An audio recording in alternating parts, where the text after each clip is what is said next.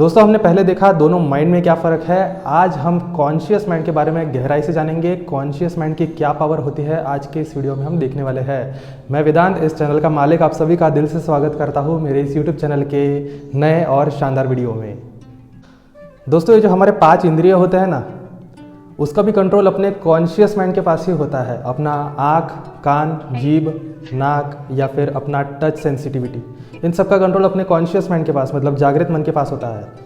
हम जो हलन चलन करते हैं, जैसे अपन चलते हैं, घूमते हैं, जैसे अभी मैं घूम रहा हूँ, इसका भी कंट्रोल अपने कॉन्शियस माइंड के ही पास होता है।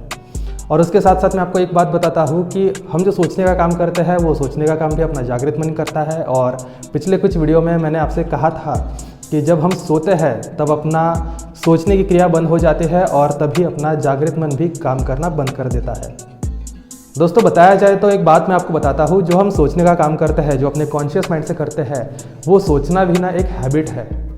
अपने आसपास बहुत से लोग होते हैं जो हमेशा पॉजिटिव ही सोचते हैं और कुछ लोग ऐसे भी होते हैं जो हमेशा निगेटिव सोचते हैं, जिन्हें हम पॉजिटिव थिंकर और निगेटिव थिंकर कहते हैं। हिंदी में हम इसे सकारात्मक सोच रखने वाले लोग और नकारात्मक सोच रखने वाले लोग कहते हैं। अब अगर मैं आपसे एक सवाल पूछूं कि इन दोनों में से कौन सी सोच रखना आपको सही लगेगा, तो आप जाहिर सी बात है यही कहेंगे कि सकारात्मक सोच ही सही रहेगी। पर इसके साथ में अगर आपको एक और सवाल पूछूं कि क्या लोग सकारात्मक सोच ही रखते हैं, तो आप यहाँ पर जवाब देंगे नहीं। अब दोस्तों मेरे स्टडीज़ के मुताबिक अपना जो टॉपिक चल रहा है उसके बारे में आपको एक और पॉइंट बताता हूँ कि बड़े बड़े तज्ञ लोग ये कहते हैं कि 70 से 80% लोग नेगेटिविटी से घिरे हुए हैं। अपने आजू बाजू जो लोग होते हैं उसमें से मैक्सिमम लोग नेगेटिव सोचते हैं। अब उन लोगों को पता होता है कि मैं हर बात को नेगेटिविटी से लेता हूँ और उन लोगों को ये भी पता होता है कि अगर मैं यही विचार अपने मन में रखूँगा तो मेरे लाइफ में भी बहुत से प्रॉब्लम्स क्रिएट हो सकते हैं। अब ऐसा क्यों, वो इससे छुटकारा क्यों नहीं पा सकते? जैसे मैंने आपको बताया था, सोचना अपने सबकॉन्शियस माइंड की आदत है, तो नेगेटिव सोचना इन लोगों की आदत है और वो इस आदत को छोड़ नहीं सकते। इसके बारे में एक और पॉइंट बताया जाए तो उनके शरीर पर भी इसका बहुत बड़ा परिणाम होता है। मतलब कहा जाए तो फिजिकली और मेंटली भी ये बातें उन लोगों को अफेक्ट करती है, पर तो भी वो लोग इस बात से दूर नहीं जा सकते। अभी सवाल आता है कि फिर क्या करना है? क्या करना है? आपको सिंपली निगेटिविटी को दूर करना है और अपनी पॉजिटिव सोचने की आदत को लगाना है। अब और एक सवाल कि ये आदत लगाए कैसे, चलिए जानते हैं। तो अभी आपको करना ये है कि इतना ध्यान से मत देखिए, आपको सिंपली अपने माइंड में लेके चलना है कि मुझे निगेटिविटी को दूर करना है और पॉजिटिविटी को लाना है। अफर्मेशन करके एक टर्म होती है जिसके कारण आप बहुत ही इजी वे में अपने नेगेटिव विचारों को दूर करके पॉजिटिव विचार अपने मन में ला सकते हैं। अब ये कैसे? तो अफर्मेशन का पहला पॉइंट ये होता है कि अपने आप में ही अपने को ठान लेना है कि मुझे हर बात में पॉजिटिविटी रखनी है। मैं कितने भी निगेटिव लोग मेरे साथ में ना रहे तो भी मैं पॉजिटिव ही सोचने वाला हूँ। दूसरी बात कि प्रैक्टिकल रहिए, फिर वो बड़े बुजुर्ग लोग हो या फिर मेरे जैसे यंगस्टर्स लोग हो। इमोशंस में बिल्कुल बह के जाना नहीं है। ये एक बहुत ही मेजर फैक्टर है जो आपको पीछे ला सकता है और आपके मन में निगेटिविटी भर सकता है। तीसरा, अगर मैं आपको सीधी सीधी बात बताऊँ तो हमें बेशरम बनना है। जिसने की शर्म उसके फूटे कर्म। बहुत से लोग शर्म के मारे में ही पीछे आ जाते हैं, मार्केट में पनप नहीं सकते और यही उनके माइंड में निगेटिविटी आने का एक जरिया बनता है। रहता है ओवर थिंकिंग मत कीजिए। अब ये बड़े लोगों के लिए नहीं तो पर मेरे जैसे यंगस्टर्स के लिए आज के ज़माने में ये ओवर थिंकिंग मतलब बहुत मेजर प्रॉब्लम बन गया है। क्या होता है, बहुत से लोग खाली बैठते हैं और वो खाली बैठने के बाद ही अपने माइंड में ओवर थिंकिंग करना शुरू कर देते हैं। स्पेशली अगर एग्जांपल बताऊँ तो क्या होता है, कुछ पास्ट की बातें फ्यूचर के बातों के साथ कनेक्ट करते हैं और इसमें ही उनका बहुत सारा मैक्सिमम टाइम वो ज़ाया करते थे। उन सभी लोगों के लिए मैं आपको ये बताना चाहूँगा कि कुछ प्रोडक्टिव इस टाइम में करिए जिसके कारण आप ओवर थिंकिंग से बच सकते हैं और ऑटोमेटिकली अगर आप अपने इस टाइम को कुछ प्रोडक्टिव करने में यूटिलाइज करेंगे तो ओवर थिंकिंग करने का तो आपके पास टाइम ही नहीं रहता है। यही कुछ बातें होती हैं जिसके कारण आप अफर्मेशन, ये जो टर्म मैंने आपको बताया, ये यूज़ करके आप अपने नेगेटिविटी को दूर करके पॉजिटिविटी को ला सकते हैं।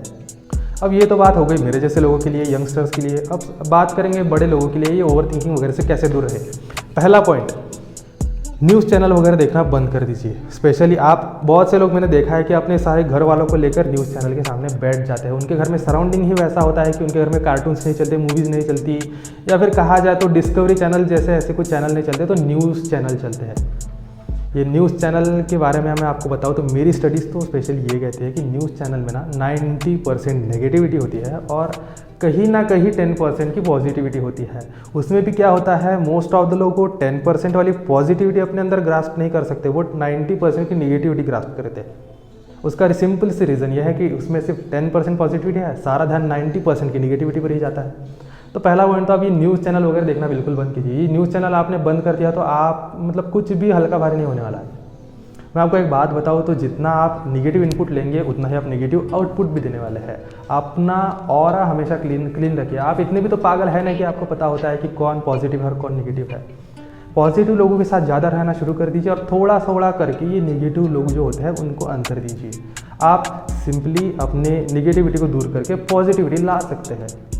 अब ये पॉजिटिव अफर्मेशन, जैसे मैंने आपको टर्म बताया, ये पॉजिटिव अफर्मेशन तक आप 21 दिन काम करिए। बहुत से लोग कहते हैं कि जो 21 दिन की जो ये फॉर्मूला होता है ना, ये 21 दिन में कोई भी आदत लगती है और कोई भी आदत छूट सकती है।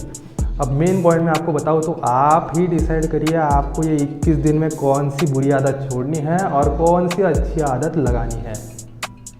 दोस्तों, हम वीडियो के आखिरी पड़ाव पर आ गए हैं। वीडियो समाप्त करने से पहले आप सभी को एक इम्पोर्टेंट पॉइंट बताना चाहता हूँ। मेरे मेंटर है डॉक्टर जितेंद्र अड़िया, जिनसे मैं ये सब बातें सीखता हूँ और मैं अपने अंदाज में आप सभी के सामने ये सब इन्फॉर्मेशन डिलीवर करता हूँ। डॉक्टर साहब ने एक बुक लिखी है जिस बुक का नाम है मन की प्रार्थना। वो बुक आपको मार्केट में हार्ड कॉपी भी मिल जाएगी और ऑनलाइन भी, मतलब यूट्यूब पर भी इसका ऑडियो फॉर्मेट अवेलेबल है। आपको जस्ट यूट्यूब पे जाना है और सर्च करना है मन की प्रार्थना बाय डॉक्टर जितेंद्र अड़िया। ये वीडियो प्रमोशनल तो नहीं है, पर मैंने डॉक्टर साहब की जो किताब है ये मन की प्रार्थना, ये किताब पढ़ने के बाद लोगों में क्या क्या इफेक्ट आया है ये मैंने सुना है और देखा भी है। मैं आपसे ये निवेदन करता हूँ कि सच में जिन्हें ओवर थिंकिंग से या फिर नेगेटिविटी अपने मन में जो भरी हुई है उनसे ये ग्रस्त है और उनको ये सब दूर करना है, तो आप ज़रूर ये बुक एक बार सुनिए, पढ़िए। और मैं आशा करता हूँ कि आप सभी को ये वीडियो अच्छा लगा होगा। अगले वीडियो में हम और नए पॉइंट्स के साथ मिलने वाले हैं। अच्छा लगा है तो सामने क्लिक कीजिए और अभी तक आपने चैनल को सब्सक्राइब नहीं किया होगा तो सब्सक्राइब कर दीजिए, बेल आइकन को दबा दीजिए और ऑल कर दीजिए, मतलब जैसे कि मैं वीडियो अपलोड करूँ आप सभी को जल्द से जल्द नोटिफिकेशन आती रहे।